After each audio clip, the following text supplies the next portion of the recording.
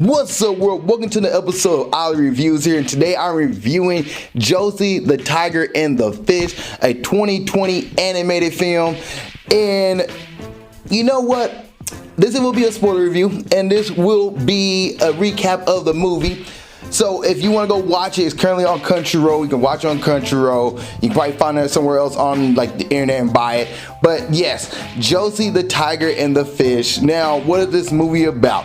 This movie was produced by the animation studio Bones, and it's about a guy named Suzukawa. Let me see, I got his name right that time on the first round. Yeah, Suzukawa, who is working at like a marine store. Him and his friends go diving off of the coast and do the barrier reefs and stuff like that. Well, not the Great Barrier Reefs, but into the reefs, looking for fish, looking for different types of marine life.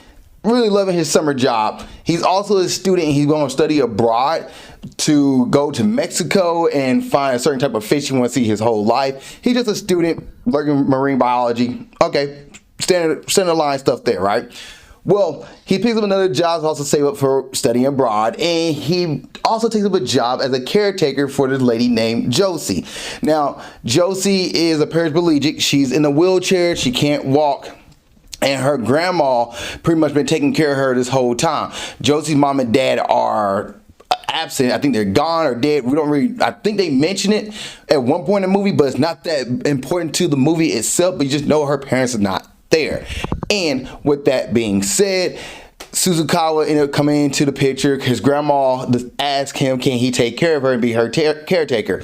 Now, how do they meet? Well, the meet cue is this. Josee, for some reason, is going down a hill. She's got knocked down. We don't know how she got pushed down this hill. She's pushed down this hill, and she flies out of the world, like out the chair, and falls right into Suzukawa's hands. And he catches her, and she's like, you're a creep, and bites him. Okay, what a freaking meet cute. This is within the first 5 minutes. The grandma's like, the world's an evil place. You can't trust everybody out there. Does somebody push you? This is horrible. We gotta get justice. But they don't get justice. In fact, we still know who pushed her to this day. I assume, watching this back, that it was the grandma who pushed her, because the grandma was kind of being mean about the world and saying the world's an evil place. You don't want to go out there, kind of like some Rapunzel Tangle kind of stuff, where like you don't want to go out in the world. It's dangerous out there. There's monsters and bears and raws out there. And the way to keep Josee from leaving is to scare her. But anyway, Suzukawa was like, all right, well, I guess I'll be a caretaker. Here I am. And he decided to help out Josee. Well, Josee's kind of a dick to him. She is very mean to him at first. Kind of like, you don't need to be here. She's mistreating him. Josee, mind you, is like 27 years old. Like she's 24 and 27, somewhere around that age. Suzukawa is like 21, 22. All right. So just putting it out there, Josee's a little older than him, but they're adults. She has been a dick to this man. And he's like, well, I'm trying to take care of you. She's throwing stuff at him. And then she doesn't want him to see the room. And eventually, he does see her room and see that she loves ocean life. She loves ocean life and she loves art. Okay. So he's like, hey, I'm going to show you the world. And there's a scene where Josee is trying to run away at one point. Her grandma won't let her go out. So she runs away. And Suzukawa finds her. Instead of taking her back, he's like, all right, let's go to the ocean. He shows her the ocean. She's like, oh my gosh, it's really as salty as I dreamed, and all these things I haven't got to see. So he shows her the world. No Aladdin pun. He takes her to the aquarium. He goes to shows with her. Like, she gets to live life. And for a moment, the grandma realizes that she might have found somebody that can not just take care of Josee, but shows Josee a certain kind of life. So grandma's like, all right, I'm happy about this. Josee meets a librarian, and the librarian becomes friends with Josee, and Josee has her first female friend that's not her grandma, and Josee goes to the library and they're reading books and all these great things. And then eventually grandma dies. Okay, Josee's world is now shocked. Fair enough. Josee now no longer has somebody take care of her, therefore she has to get a real job. She can't just become the artist that she wants to become. And the things that, Suzukawa was telling her, you can be an artist, you can be a drawer, you can do all these things, and showing her that there is life out there. Josee's world kind of comes crashing down a little bit, and which is fair. Like, her grandma just passed, the one person that took care of her most of her life, she doesn't have a way to pay the bills, so therefore she has to get a real job to pay the bills. Once again, which is fair. The movie, however, instead of having Josee just work at the library, which she enjoyed doing, she enjoyed reading to kids. She ended up learning this part of her and getting out her comfort zone. Instead of having her work at the library, the movie decided to like make her work like at a desk job and act like just soul sucking environment and put this force.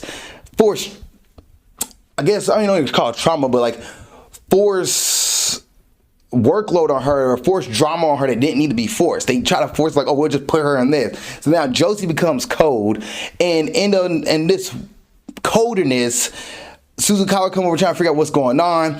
She runs away. Suzukawa tries to help her out. They get into an argument, a forced argument because it's a romance movie. Get into a forced argument, and then he gets hit by a car. Okay, so he gets hit by a car. We have about 40 minutes left of this movie. This movie is an hour and 38 minutes long.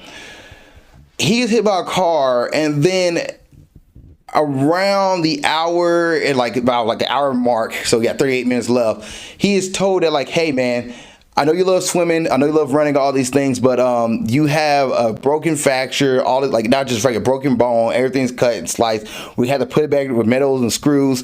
The doctor tells him that like, well, in the first 2 months, you might be able to walk. You'll probably be using a wheelchair and everything. But as time goes on, you'll be recovering. You probably have like, you know, osteoporosis and also arthritis, stuff like that. I think it's osteoporosis. I don't think he said osteoporosis. I think he said like osteoarthritis. It was like something he said, and I'll probably put the clip in here where it was like, means you now run the risk of osteoarthritis. Osteoarthritis? It affects the protective cartilage that cushions your bones. You may have joint pain and stiffness and won't be able to walk or run as well as before. all right, so his knees and stuff gonna be bad when he gets older. He might have to do a lot of like yoga and do things to keep himself moving and nimble so his stuff doesn't lock up. But for the most part, like, all right, he might not be able to run like Usain Bolt or outrun somebody, but he's swimming. Okay, he can still scuba dive. He still uses his legs for that. It's not that much pressure on the joints, which I don't know. I'm not a swimmer, so I can't really say how much pressure it is. But I'm pretty sure swimming is going to be better on your body than it is running on concrete. That's just something that, I don't know, anybody could tell you. But he tells him this, and freaking Suzukawa is like, my world is ruined. I'm crushed, devastated. And he becomes a dick to everybody. Now, he doesn't need that. For some reason, the movie decided to force another thing on us here at the hour mark, which we have an hour and 38 minutes of this movie. So you had an hour mark, they forced in the third act another thing that didn't need to be forced to show like, oh, now he's going through his drama.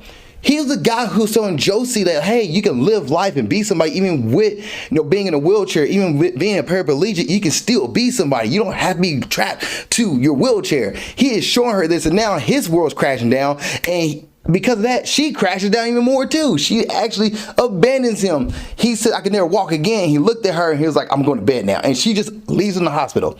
Leaves him in the hospital. Now, he has a friend named Mai, who at the beginning of the movie was trying to get him to go out on a date with her. But he didn't want to do that because he's focused on his school and everything. And he doesn't really like Mai like that. Well, toward the third arc here, because I'm about to dive into the third arc. Because the first and second act of this movie is great stuff. Good stuff. The accident, I can see knock him out. Also, because he got in the accident, he might miss his study abroad to Mexico. They said we'll probably give the position to somebody else because you can't walk, which is fair for a school to do that. Like, it sucks for him, but he'll have another opportunity later. Anyway, so Mai is trying to get him back on his feet, and Mai is like, look, I love you. He's like, okay, Ma, you don't have to tell me. He's like, no, I love you, and you want to return the favor to me because you're into your whole things and everything. You're into your marine life. You're into trying to get to Mexico, all this stuff, but I love you, and you would never return it, but you don't have to. It just sucks seeing you hurt like this. And he's like, okay. Then she goes and see Josee and tell Josee, you're the only person he talked about over the last 2 months, and you're not doing, or more than that, it's been like 4 months or 5 months, but like, because it's over summer vacation, about 3 months. So like, you've been the only person you talked about. You ain't doing anything. He's currently in pain, and you're just sitting at home, hiding in your room and all this stuff. And she talks on him, talks bad on Josee, and Josee's like, well, I will go see him.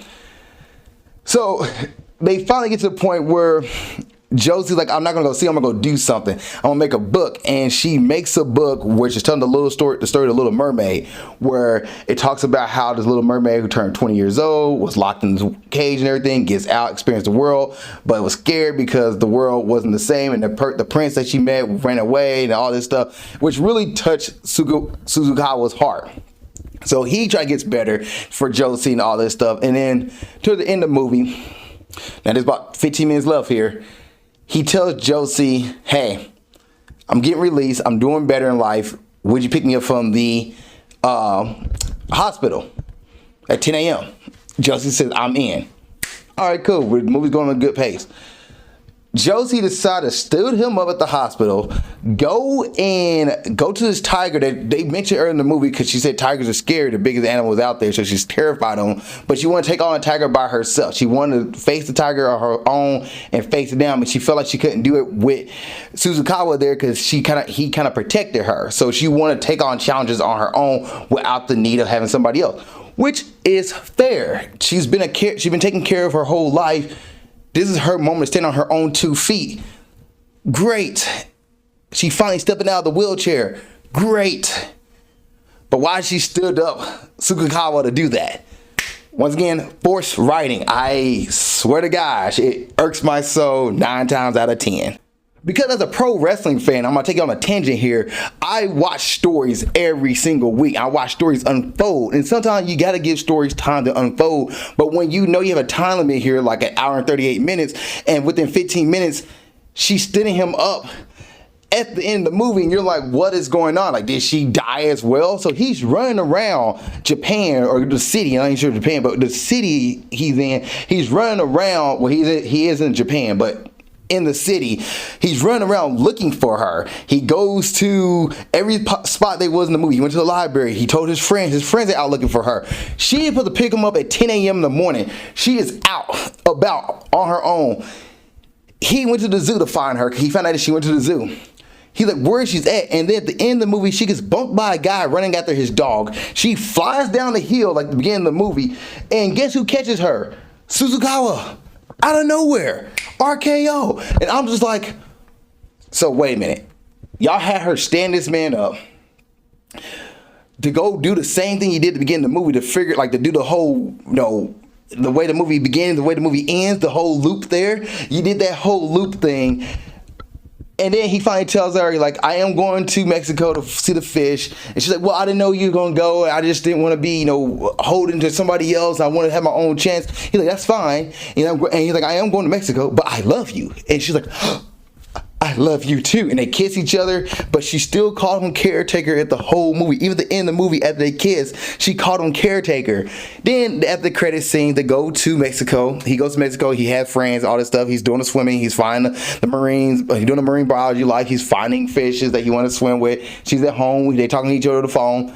He comes back, sees her in the spring. They look at the cherry blossoms and everything, have a conversation.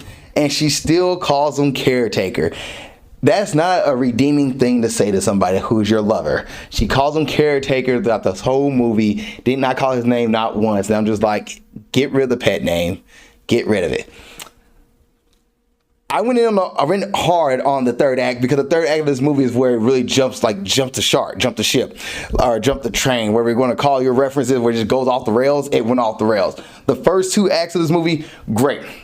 Really good, really about Josee and her, stepping out her comfort zone, and a story of like 2 people. Is a romance comedy. It's supposed to be a romance comedy, but it's a romance comedy. You look it up, where 2 people are like getting together, 2 different walks of life. You didn't think they'll be attracted to each other? Yes, they are attracted to each other. He's showing her that, hey, this is the world you can see. You can do these things. Don't be bounded by the wheelchair. And then the third act is almost like they flipped it. It was like, well, he needs to have an issue. And he didn't need to have an issue.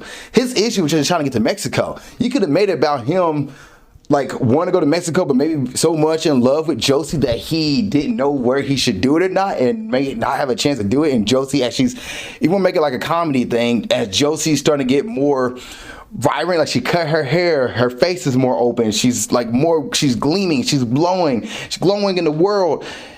you can have her meet another dude who's like a dick character, like a Gaston, and try to woo Josee because why not? I get every woman, and it's the first woman who blew me off. Like, you can try to have that, and Tsukukawa was like, no, Josee, I love you. Don't go that way. I'm with you. And then, he goes to Mexico, or she comes to Mexico with him. I know she's older than him, and I know they don't have money like that, but they get to something like that, and she get to experience the world and water and on the boats together. I don't know, but to have it where his world is shattered because the doctors say he'll probably be in a wheelchair for 2 more months and he might miss it. Okay, that's fine.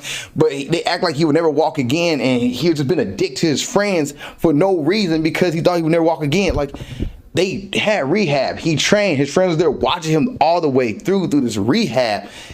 And then he didn't really say thank you for guys being there. He was happy about it. He was grateful for those there, but it's like, I'm sorry for being a dick. Didn't say any of that. And she never said sorry for stooding you up at the end of the movie. Josee was being mean to him the whole time and never really once apologized for her dickish behavior. I'm just like, what the heck? Like, how would be a character that I'm supposed to follow behind who's a dick to the main character? Like, that's not enduring. That's not fun. I think they could have done the third act a lot better without having Tsukukawa being a jerk to everybody. And understand, yes, I get his life is crashing down, but he's the guy who had the optimism at the early of the movie. And it's okay sometimes to say life sucks. He could have had a day, but man, it sucks. But all right, well, I can walk again. I'm going to go ahead and do that, and I'm going to learn how to swim again. There we go. Because he ended up learning how to swim again, and he had to be a jerk about it. But this movie just act like he's a jerk, and the only way to get him out of it was Josee and her story, which he loves her story. He said that. He loves her art style. But there's a way you can have her do that story without having him be a jerk to everybody. You can have her be like, hey, this is about confidence and coming out of your shell again. And he sees that and he's like, man, she went and got after her dreams. I'm going after my dreams too. And that's what he should have did versus vice versa. But anyway, I did enjoy this movie. The music in this movie is great. The music in this movie is really, really great. Good music score. The animation is phenomenal. Great animation. Character design, nice stuff. The one thing that gets me is that third act. And you know how I feel about movies who falls off in the third act. Is never that great when they fall off in the third act. But the first and 2 acts are really great. Do a really great job for it. So that third act really hurts it. Because of that, I will give this movie a solid B. Gives 85% for me. And since this is a movie, and it's been out since 2020, haven't done this in a hot minute, we're going to look what IMDb says about this one. So IMDb rating for this movie is 7.6 out of 10. And let's see if we can find Rotten Tomato, if they got a grading on this as well. Yes, Rotten Tomato does have a grading. Rotten Tomato gives a grading of 100% from the critics and 97% from the audience. They obviously love this movie. I see the movie fall off in the third act, but you know what? Great for them. Great for them. One person just says, heartfelt, unthreatening, and rather lovely. That's not a review. There's nothing about this at all. I am looking for, there's only 15 reviews on this. That is, we have a 1 out of 5 here. Let me see what this person says. No, this is not. Okay, that's not the same review. Well, let's go all critics. There it gives I guess I give it an 85%, so it's a B for me. Oh, well. If y'all want to look at the reviews, I can find on Rotten Tomato. Crunchyroll gets a 4.9 out of 5, and Letterboxd gives it a 3.7 out of 5. IMDb gives it a 7.6, which I'm going to link more IMDb on that one. For me, at 85%, a B gets it from me. If you guys seen Josee, the Tiger, and the Fish, what do you guys think? Please let me know in the comment section below. I will say this before I hop off, is that the chemistry between Josee and Tsukukawa at the beginning of the movie, in the middle of the movie, where they're getting the bond and show each other the world, and they're laughing about each other, and he picks her. There's an ocean scene that's really, really good, where he picks her up because she gets to the ocean and she starts crawling to the ocean. Thought was good stuff there, because she falls out the wheelchair and starts crawling, and she's like, I want to go to the ocean, I want to go, and he picks her up and takes her into the water was a cool moment. That was a very romantic moment. I thought like, all right, cool, we can see where this story goes. But the whole thing at the end of it with the forced girlfriend saying, or the forced girl like, I love you, and trying to force herself into it and trying to start an argument with Josee, so Josee does something to get Sugukawa up and running again, and Sugukawa turning heel pretty much and being a jerk to everybody because he thinks he's not gonna be able to walk again. It just seems so forced, especially for a character who the first two halves of the movie he had a positive vibe about everything, and being somebody who was like, look, stuff happens, we'll make it work. Yeah, I don't know. It just seemed like as a character they kind of just threw that out the window to force this when the movie's not really about him. It's about Josee. I hate to say it, but yeah, I enjoyed this movie though. I did have a fun time watching the movie. The music, animation was great. Love that. Just the third act really was like, you're forcing this, and sometimes forcing stuff doesn't always hit.